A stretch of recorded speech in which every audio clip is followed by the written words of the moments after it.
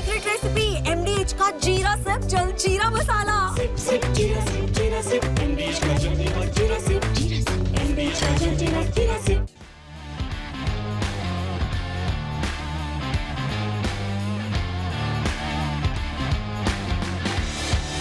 नमस्कार, स्पोर्ट्स 9 में आप सभी का स्वागत है। मैं हूं शिवेंद्र, मेरे साथ हैं मेरे सहयोगी कुणाल। और एशिया कप को लेकर हलचल अब शुरू हो गई है। स्वाभाविक सी बात है, 9 तारीख से टूर्नामेंट शुरू होना है। 14 तारीख को वो हाई वोल्टेज मुकाबला है भारत और पाकिस्तान का। और साथ ही साथ दोनों टीमों के जो फैंस हैं वो तो ये उम्मीद लगाकर बैठे हुए हैं कि एक ही टूर्नामेंट में 3 बार इन दोनों टीमों के बीच मुकाबला देखने को मिलेगा। ऐसा संभव भी है बहुत हद तक। लेकिन इससे पहले पाकिस्तान के जो न्यूज़ चैनल्स हैं वहाँ स्टूडियोज में चर्चा शुरू हो गई है। जैसा हर बार होता है कुणाल, और बड़बोलापन पाकिस्तान की एक बड़ी पहचान है, एक नेशन के तौर पर भी और वहाँ की क्रिकेट टीम के ऊपर भी। तो वसीम अकरम साहब ने उनसे कुछ पूछा गया तो उन्होंने कहा क्या बात कर रहे हैं, बेगानी शादी में अब्दुल्ला दीवाने, जो हमारी आज वीडियो वॉल पे टेक्स्ट भी है। क्या है ये पूरा माजरा आपको बताएंगे। साथ ही साथ राशिद खान ने इतिहास रचा है, अफगानिस्तान के जो गेंदबाज हैं, और एक बड़े ऑस्ट्रेलियाई खिलाड़ी ने T20 फॉर्मेट को अलविदा कहा है। ये सब कुछ इस शो पर होगा, कहीं जाने की जरूरत नहीं है। आप बस इस शो को देखिए, स्पोर्ट्स की सभी खबरों से आप अपडेटेड रहेंगे। शुरुआत करते हैं वसीम अकरम के उस बयान से जिसका मैं जिक्र कर रहा हूं। एशिया कप से पहले वसीम अकरम का ये बड़ा बयान आया है, बुमराह से मेरी तुलना ठीक नहीं है। अभी इसको हम और विस्तार से बताएंगे कि उन्होंने ऐसा क्यों कहा। पाकिस्तानी न्यूज चैनल में एशिया कप की चर्चा के दौरान उन्होंने ये बात कही। अकरम ने बुमराह की जमकर तारीफ की। 14 सितंबर को एशिया कप में भारत बनाम पाकिस्तान मुकाबला होना है और उसी के हवाले से चर्चा हो रही थी, जिस चर्चा में इस बात पर वसीम अकरम ने कहा, एक लीजेंडरी फास्ट बॉलर ने कहा कि बुमराह से मेरी तुलना ठीक नहीं है। पहले उन्होंने क्या कहा एग्जैक्टली, उनका बयान आपको दिखाते हैं, उसके बाद कुणाल के साथ इस पर बातचीत भी करेंगे। दिखाइए भाई बुमराह का जरा, जो बुमराह पर अकरम ने कहा है। जसप्रीत बुमराह एक शानदार गेंदबाज हैं, उनका एक्शन थोड़ा अलग है, रफ्तार है, और भारतीय क्रिकेट बोर्ड को श्रेय जाता है जिस तरह उन्होंने उसे मैनेज किया है। आज और 1990 के गेंदबाजों की तुलना असंभव है। वो दाएं हाथ के बॉलर हैं और मैं बाएं हाथ का था। सोशल मीडिया में बहस करते रहते हैं, बेगानी शादी में अब्दुल्ला दीवाना, ना मुझे फर्क पड़ता है ना उन्हें फर्क पड़ता है। वो आपस में मुकाबला कर रहे हैं। वो आज के दौर के महान गेंदबाज हैं। मैं अपने दौर में था, मैंने अपना काम किया, वो बहुत ही असरदार गेंदबाज हैं। तो यानी ना सिर्फ तारीफ की है जसप्रीत बुमराह की जमकर, बल्कि कहीं ना कहीं अपने ही देश के लोगों को ये नसीहत दी है, ये सीख दी है कि बंद करिए ये तुलना करना, कोई नहीं कर रहा है। मतलब कभी आप बाबर आजम की तुलना करने लगते हैं विराट कोहली से, जरूरत क्या है मतलब तुलना करने की। अगर और फैक्ट है कि जिस एरा में वसीम अकरम थे उन्होंने अपना काम किया, वो अपने एरा के ग्रेट थे, और इस एरा में जसप्रीत बुमराह हैं, वो अपने एरा के ग्रेट हैं। ऑलरेडी उनको लीजेंड की तरह से आप देखते हैं, जिस तरह से वो गेंदबाजी कर रहे हैं, जिस तरह से उनकी अचीवमेंट है। तो अपने ही देश के चैनल्स को एक तरीके की सीख दे दी वसीम अकरम ने। बिल्कुल जी, और वो ऐसा करते भी रहते हैं। अब ये बात उनकी सही है कि भाई उस दौर के गेंदबाजों में और इस दौर के गेंदबाजों में आप बहस जितनी मर्जी कर सकते हैं, मगर कंपैरिजन करने कोई ना तो कोई फायदा है। जैसे उन्होंने बोला, ना तो फर्क बुमराह को पड़ रहा है ना मुझको पड़ रहा है। ठीक है, मैं उस दौर में था, ये वो इस दौर में है। अब उसको डिबेट किया जा सकता है, मगर उसका संदेश साफ ही है कि भाई इन सब चीज़ों का फायदा नहीं है। और ये बेगानी शादी में अब्दुल्ला दीवाना, मतलब कि आप डिस्कशन बुमराह पे पाकिस्तान में कर रहे हो, उसका आपका मतलब ही क्या है? आप अपनी टीम पे डिस्कशन कर लो ना। शाहीन शाह आफरीदी जो है, बाकी जो आपका गेंदबाजी अटैक है, वो कितना लीथल है। बातें तो बहुत होती हैं, डिलीवर उस तरीके से नहीं हो पाता है, आपकी टीम उस तरीके से जीत नहीं पाती है। अगर इतने बड़े गेंदबाज होंगे राउफ वगैरह, तो फिर वो क्यों नहीं डिफेंड करते? वहां की बातें कम होती हैं, हिंदुस्तान की बातें ज्यादा होती हैं, और उनसे कंपैरिजंस में जो है वहां पर लोग लगे रहते हैं। उसका नतीजा कुछ निकलता नहीं है, उल्टा जो है वो नुकसान ही होता है। आपकी जितनी कैपेबिलिटीज है आप उस पर परफॉर्म कर लीजिए, आप सीधा विराट कोहली और जसप्रीत बुमराह पे पहुंच जाते हो। वो जसप्रीत बुमराह और विराट कोहली को वो बनने में भी उनके बोर्ड ने भी बड़ी सहायता करी है, बड़ा बैक किया है, बड़ा इकोसिस्टम उस तरीके का है। तो 85 बातें हैं। अब वो वसीम अकरम को भी पता है। एक बार मैंने सुन रहा था उनके एक शो को जो वो करते हैं दुबई में, तो फिर वहाँ पर उन्होंने बोला कि भाई I know my country man fellow man. ठीक है, तो मैं ज़्यादा दिमाग लगाता ही नहीं, मतलब ठीक है। और मैं बोर्ड में, मेरे को कई बार ऑफर किया गया कि भैया आप कोच बन जाओ, आप सिलेक्टर बन जाओ। मुझे पता है कि वो किस तरीके से सोचते हैं, मुझे पता है उनकी मानसिकता क्या है, इसलिए मैं वहाँ पर जो है अपना ज़्यादा दिमाग लगाता ही नहीं, क्योंकि फिर वो यही बोलना पड़ेगा आपको, इस तरीके की बयानबाजियाँ कि बेगानी शादी में अब्दुल्ला दीवाना, क्योंकि वहाँ पर समझ आती ही नहीं। आप उनको क्या ही समझाओगे जो समझना ही नहीं चाह रहा हो। ठीक है, तो फिर इसलिए उन्होंने ये छोटे में बात को जो है वो यहाँ पर ज़रूर निपटा दिया है। मगर ये है कि हाँ, अच्छा ज़रूर लगता है कि आप दो ग्रेड्स को कंपेयर करो। मगर मुझे ये लगता है कि ये मेरा पर्सनल थॉट है, इस पे वही मैं बोल रहा हूँ, इट्स अ डिबेटेबल थिंग कि भाई अब गेंदबाजी करना 1990 के दौर में गेंदबाजी करने से कहीं ज़्यादा मुश्किल हो गया है, कहीं ज़्यादा चुनौतीपूर्ण हो चुका है। कंपैरिजन नहीं किया जा सकता दो अलग अलग एरास का, वो बात बिल्कुल सही है। और मुझे लगता है कुणाल, जिस तरह से क्रिकेट में नियम बदले हैं, जिस तरह से जो वैश्विक संस्था है क्रिकेट को संचालित करने वाली आईसीसी, उसने भी कहीं ना कहीं बल्लेबाजों को ज्यादा सुविधाएं दी हैं कि वो अटैक कर सकें। पहले की तरह नहीं है, अब तो more like a batsman game हो गया है। हम भी स्टेडियम जाते हैं तो चौके छक्के देखने ही जाते हैं। इस बयान में एक चीज और छिपी हुई है, उस पर भी बात करूंगा कुणाल। उन्होंने कहा, मतलब वसीम अकरम ने कहा, उनकी लाइन है कि भारतीय क्रिकेट बोर्ड को श्रेय जाता है जिस तरह उन्होंने उसे मैनेज किया है। अब इस लाइन को हालिया कॉन्टेक्स्ट में जब आप ले आते हैं, जिस तरह से पूरा का पूरा हमने देखा इंग्लैंड का दौरा, बड़ा बवाल हुआ जी, 5 में से 3 ही क्यों खेलेंगे, उनके वर्कलोड की बात होती है, क्यों नहीं होती बाकियों के, फिर वो कब रहेंगे कब नहीं रहेंगे। फाइनली अगरकर को कहना पड़ा कि नहीं, हमें वो हर इंपॉर्टेंट मैच में चाहिए। अब इसको मैं ले चलता हूं जरा पाकिस्तान में। पाकिस्तान में गेंदबाज आते हैं, जब वसीम अकरम का जो करियर है वो ढलान पर हो रहा होता है, उस वक्त शोएब अख्तर आते हैं। शोएब अख्तर अगेन, मतलब जिस तरह का उनका, आप याद होगा जिस तरह का शुरुआत उन्होंने दी थी, लेकिन फिर उनको किस तरह से बोर्ड ने हैंडल किया, जिस तरह से उनकी चोटों के साथ उनको हैंडल किया गया, जिस तरह से उनके ऊपर ये आरोप लगे कि वो चोट छिपा कर खेलते हैं, और इससे उल्टा ये भी आरोप लग गया कि वो जब उनका नहीं मन करता तो वो कह देते हैं जी मुझे चोट लगी हुई है। क्या ये जो बयान है वो बयान ये भी दिखाता है कि एक बड़े प्लेयर को, एक प्रोफेशनल प्लेयर को, एक अच्छे खिलाड़ी को आपको किस तरह से इस्तेमाल करना चाहिए, और अपने बोर्ड के लिए वो एक तरह का चैलेंज कर रहे हैं वसीम अकरम?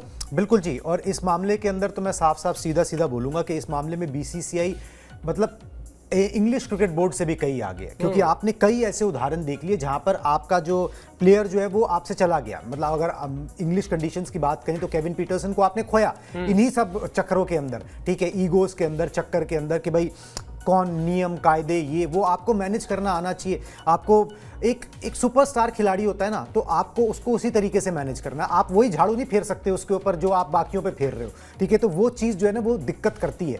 यहाँ पर वो चीज़ दिक्कत नहीं कर रही। जसप्रीत बुमराह के केस में तो बिल्कुल नहीं कर रही है। जसप्रीत बुमराह को वो लीवे, अब कोई लोग बोलेंगे लीवे दिया गया, कोई लोग बोलेंगे मैनेज किया गया, मगर अच्छी बात ये है कि भाई जहाँ पर इंपॉर्टेंट मैचेस होते हैं वहाँ पर आपको जसप्रीत बुमराह अवेलेबल मिल जा रहे हैं ना, चाहे वो टेस्ट मैचेस में हो, चाहे वो T20 इंटरनेशनल में हो, चाहे वो ODI के अंदर हो। तो और आपको क्या चाहिए? वो इंपैक्ट क्रिएट कर सकते हैं। अब ये तो है नहीं कि भाई अगर वो आए हैं तो आप जीत के ही मानोगे, ये कोई जीत की गारंटी तो होती नहीं है। मगर ये जरूर है कि भाई आपको एक खिलाड़ी जो कि इतनी चोटों से जूझ रहा है, उसके बावजूद भी वो अवेलेबल मिल जा रहा है। वो चोट में आपने उसको खोया नहीं है, ठीक है। वो उनको चोट लगी तो वापसी कराने में भी मदद करी। तो बीसीसीआई यहाँ पर खिलाड़ियों को बैक करता है। वो पाकिस्तान क्रिकेट बोर्ड में नहीं होता, वो पाकिस्तान क्रिकेट टीम में भी नहीं होता, तो वहाँ पर वो सारी दिक्कतें रहती हैं। वसीम अकरम का फिर एक बात मैं यहाँ पे कोट करूँगा। उन्होंने बोला कि भाई मेरे पास ना यंगस्टर्स आते हैं पाकिस्तान के और बोलते हैं कि साहब ये हो रहा है जी डोमेस्टिक स्तर पे, वो हो रहा है जी डोमेस्टिक स्तर पे। मैं उन्हें एक ही बात बोलता हूँ, भाई पाकिस्तान से क्रिकेट खेलनी है ना, कंप्लेंट करना बंद कर दो, ठीक है। क्योंकि यहाँ कुछ नहीं हो सकता। यहाँ पर आपको खुद ही गिरना है, खुद ही उठना है, खुद ही अपना नाम कमाना है। ये सारी जिम्मेदारियां आपके ऊपर ही हैं। ये आपकी जिम्मेदारी कोई उठाने वाला नहीं है यहाँ पर। तो आपको कंप्लेंट नहीं करनी है, आपको जो है अपना बेस्ट देना है। क्रिटिसाइज करके कोई फायदा नहीं होना है। आप नहीं हिंदुस्तान में पैदा हुए, आप पाकिस्तान में हुए, अब आप इसको झेलिए, ठीक है। मतलब वही वाली बात है कि भाई अब आप उसको झेलो। अगर आपका जो है मतलब अब जैसे वही होता है, बच्चा पैदा हुआ, कोई बहुत बड़े घर में हुआ, कोई बहुत बड़े घर में नहीं हुआ, बड़े वहाँ पे बड़ी दिक्कतें हैं, तो भाई उस बच्चे को जो है झेलना पड़ता है चीज़ें, स्ट्रगल ज़्यादा करनी पड़ती है, मेहनत ज़्यादा करनी पड़ती है। कंप्लेंट करने से कुछ होता नहीं है, वही कंडीशन है। तो यहाँ पर जो है वही कंडीशन मुझे नज़र आ रही है पाकिस्तान की भी। अब जसप्रीत बुमराह का एग्जाम्पल देके कुछ होना नहीं है, अब आप वो नहीं कर सकते हो। मगर ये ज़रूर है कि भाई हम यहाँ बैठ के बातें कर रहे हैं इस पे, बयानबाजी पे जो हुआ है, मगर ये कि बदलना कुछ नहीं है PCB के अंदर, ना पाकिस्तान क्रिकेट के अंदर, वो ऐसे ही चलेगा। बिल्कुल ऐसे ही चलेगा। और ये अगर सब्सक्राइबर्स को एक कनेक्ट भी बता देते हैं क्यों आखिर मैं शोएब अख्तर को यहां पर लेके आया। वसीम अकरम की कप्तानी में ही शोएब अख्तर ने डेब्यू किया था 1997 में। 2007 में उन्होंने आखिरी टेस्ट मैच खेला, यानी 10 साल उन्होंने खेला। और कुल टेस्ट मैच कितने खेले? 46। जो उनसे ज्यादा test match Jasprit Bumrah already खेल चुके हैं। और मुझे याद है कि जब बॉब वुलमर पाकिस्तान के कोच बने थे, उससे पहले उनके बॉलिंग रनअप को लेकर हुआ कि रनअप बहुत लंबा है, इसलिए उनको प्रॉब्लम होती है, रनअप छोटा कर दिया जाए।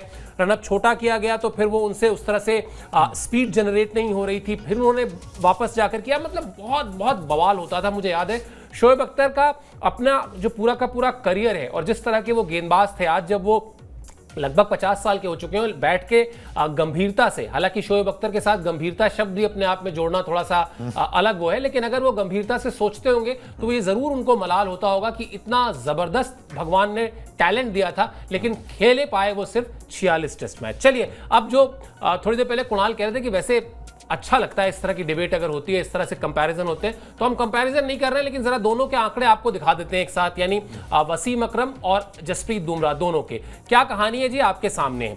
104 टेस्ट मैचेस खेले हैं वसीम अकरम ने, उसमें उनके 414 विकेट हैं। 356 वनडे खेले हैं उन्होंने, इसमें उनके 502 विकेट हैं। दूसरी तरफ आपको जसप्रीत बुमराह के आंकड़े दिखाई दे रहे हैं Kunal, 48 test match, 219 wicket, 89 one day, 149 wicket.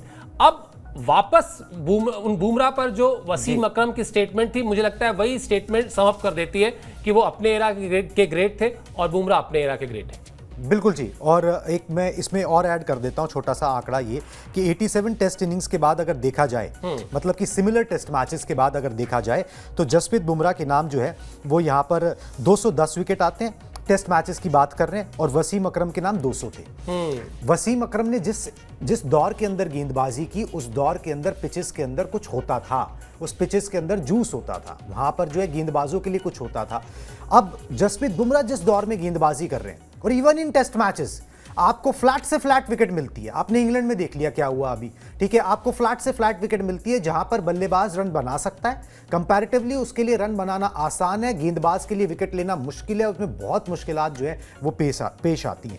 तो ये चीज़ है, और कई बार जो है वो हम एरास का कंपैरिजन करते हैं, मगर ये है कि भाई जो भी जसप्रीत बुमराह के बारे में मैं ये जरूर कह सकता हूं कि वो अपने दौर से थोड़े आगे के गेंदबाज हैं।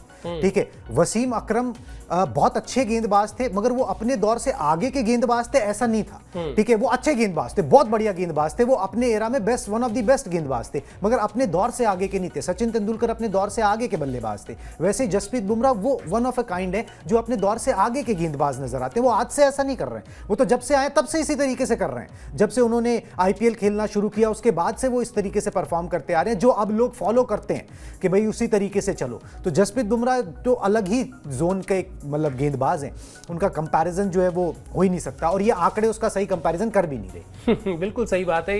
कई बार वो सिद्धू पाजी वाली बात है कि आंकड़ों का क्या है, आंकड़ों को तो आप अपने हिसाब से जिस तरह से जितना दिखाना चाहें दिखा लें, जितना छिपाना चाहें छिपा लें। चलिए, अब एक और बड़ी खबर है। बड़ी खबर इस लिहाज से है क्योंकि वर्ल्ड क्रिकेट में T20 फॉर्मेट में एक बड़ा रिकॉर्ड बना है। क्या है वो रिकॉर्ड, किस खिलाड़ी ने बनाया, आपको अपडेट दिखाते हैं। अफगानिस्तान के राशिद खान ने ये बड़ा रिकॉर्ड बनाया है। अपडेट दिखा दीजिए। अंतर्राष्ट्रीय T20 में उन्होंने अब सबसे ज्यादा विकेट का जो रिकॉर्ड है अपने नाम कर लिया है। राशिद खान ने न्यूजीलैंड के टिम साउदी को पीछे छोड़ दिया। राशिद खान के खाते में अब 165 विकेट है, सऊदी के खाते में 164 विकेट है। यूए के खिलाफ उन्होंने अपनी टीम को जीत भी दिलाई, यानी अफगानिस्तान की टीम को जीत भी दिलाई, और उसी मैच के दौरान उन्होंने ये कमाल की उपलब्धि भी हासिल की, जहां पर वो अब T20 फॉर्मेट में दुनिया के नंबर 1 गेंदबाज हैं सबसे ज्यादा विकेट लेने के मामले में। अब मुझे लगता है कमाल के गेंदबाज तो वो हैं जी कुणाल, इसमें कोई दो राय नहीं। हमने देखा है उनको over a period of time, हमने IPL में भी उनको देखा है और इंटरनेशनल मैचेस में भी देखा है, लेकिन T20 फॉर्मेट में जिसमें सबसे ज्यादा अंतर्राष्ट्रीय टीमें खेलती हैं, वहां पर ऐसा नहीं कि ऑस्ट्रेलिया नहीं खेलती या इंडिया नहीं खेलती या फिर इंग्लैंड या न्यूजीलैंड नहीं खेलती, सारी टीमें खेलती हैं। वहां पर अगर अफगानिस्तान के खिलाड़ी ने रिकॉर्ड बनाया है अपना नाम, चाहे मैं कह रहा हूं मान लीजिए कल ये रिकॉर्ड टूट जाए, फिर भी अगर एक दिन के लिए भी ये रिकॉर्ड अफगानिस्तान के लिए के खिलाड़ी ने बनाया है, तो ये जितनी बड़ी उपलब्धि उस खिलाड़ी के लिए है, उससे कहीं ज्यादा बड़ी उपलब्धि उस देश के क्रिकेट के लिए है। और उस देश में जो भी यंगस्टर्स हैं, जो अभी अलग अलग बड़ी ही मुश्किल हालातों में रह के क्रिकेट की प्रैक्टिस कर रहे होंगे, उनके लिए बहुत बड़ा समय है, उनके लिए बहुत बड़ा अचीवमेंट है। बिल्कुल जी, इंस्पिरेशन है। और मतलब आप ये कह सकते हो कि राशिद खान जो है वो लेजेंड्स हैं, मतलब इंटरनेशनल लेवल पर भी और अफगानिस्तान में तो हैं ही। इस रिकॉर्ड की बात की जाए तो बस ये उस चीज को स्टैंप करता है कि भाई उस अथॉरिटी को जो वो T20 क्रिकेट में लेके आते हैं, चाहे वो लीग्स में खेलें ऑल ओवर दी वर्ल्ड जहां पर वो खेलते हैं, चाहे वो इंटरनेशनल क्रिकेट में खेलें, बहुत ज़्यादा देखिए सुविधाएं हैं नहीं, ना कभी थी। अब तो चलो आप पैसा आ गया, अब आपका नाम हो गया, मगर आप जहाँ से राइज की हो वहाँ से लेके यहाँ तक का सफ़र ना, वो किसी मतलब वो परिकल्पना, जो परिकल्पना स्टोरीज होती थी ना, वो जो सुनाई जाती थी, वो उस तरीके की स्टोरी है कि कहीं से भी जहाँ पर कुछ भी नहीं था वहाँ से आपने यहाँ तक राइज किया और देख देख के सीखा है। कोई सिखाने वाला भी उस तरीके का नहीं था, ना तो कोई इतिहास था। भाई यहाँ पर क्या है कि भाई चलो विराट कोहली को सचिन तेंदुलकर थे भाई, वो उनको देख के आइडलाइज करके सीखे। यहाँ पर तो कुछ था ही नहीं ना, यहाँ तो कोई इंस्पिरेशन ही नहीं थी, ठीक है, मगर फिर भी यहाँ तक का जो सफ़र तय किया और जो लोगों को इंस्पायर किया, कमाल है। और एशिया कप के अंदर भी ना सिर्फ ये T20 इंटरनेशनल में सबसे ज़्यादा विकेट, एशिया कप में सबसे ज़्यादा विकेट लेने का भी वो रिकॉर्ड बना सकते हैं। हार्दिक पांड्या के साथ अभी वो बराबरी पर है, ठीक है। अगर वो 2-3 विकेट लेते हैं तो वो भुवनेश्वर कुमार को, मैं एग्जैक्टली विकेट नहीं पता, 3 या 4, वो भुवनेश्वर कुमार को बीट करके वो रिकॉर्ड भी वहाँ पर बना सकते हैं। तो एशिया कप में वो एक रिकॉर्ड भी राशिद खान का इंतज़ार यहाँ पर कर रहा होगा। देखिए अब आप राशिद खान को कह सकते हो कि भाई वो अफगानिस्तान के विराट कोहली हैं, मतलब उस तरीके का कि वो उतरते हैं और रिकॉर्ड बनने को तैयार होते हैं, ठीक है। वो उस स्टेज पे पहुंच चुके हैं अपने करियर में, जबकि उम्र उस तरीके से ज़्यादा नहीं है, मगर वो उस स्टेज पे पहुंच गए हैं कि उतरते हैं, कोई ना कोई रिकॉर्ड, ये वो चीज़ें लाइनअप रहती हैं। मगर इस सबसे ज़्यादा अच्छी बात पता है, एक चीज़ और है जो राशिद खान के बारे में, कि वो इंसान भी अच्छे हैं, देश के लिए बहुत कुछ करते हैं। अभी अफगानिस्तान में आपदा आई है तो 300 लोगों को बचाने के लिए उन्होंने, एक फ़ोन कॉल गया अफगानिस्तान से एक पुराने क्रिकेटर का, तो उन्होंने पैसे वैसे का इंतज़ाम करा दिया कि भाई आप इनको खाना, लंच, डिनर, इनका जो भी है ये सब कराइए, इनके घर भर बर्बाद हो गए वो आपदा के अंदर, जब तक मतलब ये इनके टेंट वेंट नहीं बन जाते। तो इस तरीके की चीज़ें भी जो है वो करते रहते हैं। बिल्कुल, और बहुत मुश्किल वक्त है एक नेशन के तौर पर अफगानिस्तान के लिए, जिस तरीके से भूकंप में वहाँ पे सैकड़ों जाने गई हैं, हज़ारों लोग घायल हैं। ऐसे में इस तरह की अचीवमेंट कहीं ना कहीं उस दुख में लोगों को थोड़ी खुशी भी देती है, उनके चेहरे पर थोड़ी तो राहत के भाव आएंगे। और जैसा आपने बताया कि मुश्किल वक्त में वो खड़े हैं अपने देश के साथ, और वहाँ जो भी इस भूकंप की वजह से जिन लोग की जाने गई, उनके परिवार वालों के प्रति हम भी अपनी सांत्वना व्यक्त करते हैं। लेकिन हाँ, राशिद खान, बिल्कुल सही कहा आपने कि अब वो उस लेजेंड के लेवल पर आ चुके हैं वर्ल्ड क्रिकेट में, जहाँ पर आपने बिल्कुल सही कहा कि विराट के लिए तेंदुलकर थे, तेंदुलकर के लिए गावस्कर थे, गावस्कर के लिए प्रोबेबली और बड़े उनसे पुराने एरा के प्लेयर थे, जिसमें पटौदी हो गए, बहुत सारे नाम हैं। बड़ी लंबी एक फेहरिस्त थी, एक लंबी लाइन थी, लेकिन यहाँ तो उन्होंने वहाँ पर वो लाइन खुद खींची है जिसको अब वहाँ पर लोग फॉलो करेंगे। चलिए ऑस्ट्रेलिया के एक बड़े खिलाड़ी की बात कर लेते हैं शो के अंत में, क्योंकि उन्होंने T20 फॉर्मेट को अलविदा कह दिया है। अलविदा इसलिए कहा है क्योंकि वो चाहते हैं कि टेस्ट और वनडे करियर पर अपने ज्यादा फोकस कर सकें। खिलाड़ी हैं मिचेल स्टार्क, बड़े खिलाड़ी हैं, ऑस्ट्रेलिया के लिए 65 T20 मैचेस उन्होंने खेले हैं। एडम जैम्पा के बाद ऑस्ट्रेलिया के लिए सबसे ज्यादा T20 विकेट भी उन्होंने लिए हैं, लेकिन अब टेस्ट और वनडे करियर पर ध्यान देने के लिए उन्होंने T20 फॉर्मेट को अलविदा कह दिया है। क्या कहा उन्होंने इस मौके पर, ये आपको बताते हैं, उसके बाद एक रिएक्शन लेंगे कुणाल से, इतने बड़े खिलाड़ी का करियर वो किस तरह से सम अप करते हैं। ऑस्ट्रेलिया के लिए खेले गए हर एक T20 मैच के एक मिनट का मैंने पूरा लुत्फ लिया है, खासतौर पर 2021 वर्ल्ड कप, भारत के खिलाफ आने वाली सीरीज, एशेज और 2027 वनडे वर्ल्ड कप को देखते हुए मैंने ये फैसला लिया है, जिससे आने वाली टेस्ट सीरीज के लिए मैं तरोताज़ा रहूं। मेरे संन्यास के बाद आने वाले T20 वर्ल्ड कप के लिए नए गेंदबाजों को तैयारी का पूरा मौका भी मिलेगा। यानी अभी जो अगले साल T20 वर्ल्ड कप है, उनका ये कहना है कि अगर अभी से ऑस्ट्रेलिया की टीम जो भी रिप्लेसमेंट देख रही है उनका T20 में, उसको अगर वो लेकर चलती है तो कम से कम उसको एक अच्छा रन मिलेगा, उसको एक अच्छा मौका मिलेगा अपने आप को सेटल करने के लिए टीम में और टीम के बाकी खिलाड़ियों के साथ तालमेल बिठाने में। लेकिन एक बड़े खिलाड़ी, फॉर्मेट की समझ रखने वाले खिलाड़ी और कप्तान के भरोसे पर ज्यादातर मौकों पर खरे उतरने वाले खिलाड़ी, कप्तान ने अगर गेंद दी तो उन्होंने उसको बदले में विकेट लेकर दिया। बड़े खिलाड़ी का संन्यास है ये। बिल्कुल जी, और 100 टेस्ट मैच खेल चुके हैं। हालांकि 100 टेस्ट मैच खेलने वाले आपको विदेश में ना बहुत कम लोग मिलते हैं, इतना आसान नहीं होता, और गेंदबाज के लिए और मुश्किल होता है, ठीक है। मिचेल स्टार्क ने 100 टेस्ट मैचों में 402 विकेट जो है वो निकाल लिए हैं अभी तक। टेस्ट मैचेस उनकी प्राथमिकता है, मगर हाँ, T20 आइज में आप उनको नहीं देखोगे। सर, एक भरा पूरा करियर रहा है उनका, मतलब अगर आप ये देखें T20 आइज के अंदर भी आपने क्या होता है भाई, आपने वर्ल्ड कप जीतना होता है, आपने वर्ल्ड कप जीत लिया, आपने हर वो काम कर लिया, आपने लीग्स में तो अब आप खेलते ही रहोगे, मगर अब वो ट्रांजिशन का वक्त ऑस्ट्रेलिया के लिए है कि भाई अब उनको सोचना है आगे, और कब सोचेंगे, कौन से फॉर्मेट में सोचेंगे। तो वो T20 आईज का उन्होंने सही फैसला लिया है कि अगले साल तक वो चाहें तो खेल ही लेंगे, ठीक है, वो वर्क कल्चर वगैरह सब कुछ है। जब वो पूरा टेस्ट मैचेस खेलने हैं तो T20 आईज तो खेल ही लेंगे, 4 ओवर वहाँ डाल ही लेंगे, मगर फिर नई जो जनरेशन है उसको कब रन मिलेगा, उसको कहाँ मौका मिलेगा, यही सोच के विराट और रोहित ने तो T20 आईज भी छोड़ा था, क्योंकि भाई उनको तो आप यही मौका दे सकते हो ना, जो एक छोटा प्लेटफॉर्म है जहाँ पर आप जहाँ पर आप देख सकते हो कि इनके अंदर भाई बड़ा होने की काबिलियत है कि नहीं है, आप कब देखोगे। तो सही फैसला उन्होंने लिया है। करियर को जैसे भी इसको सम अप करें, चाहे आप टेस्ट मैचेस देख लीजिए, ओडीआई क्रिकेट देख लीजिए, T20 आईज देख लीजिए, उसका जो टॉप नॉच जो परफॉर्मेंस होती है, उसमें जो टॉप नॉच रिवॉर्ड्स होते हैं, वो मिचेल स्टार्क ने अपने पूरे करियर में हासिल किए,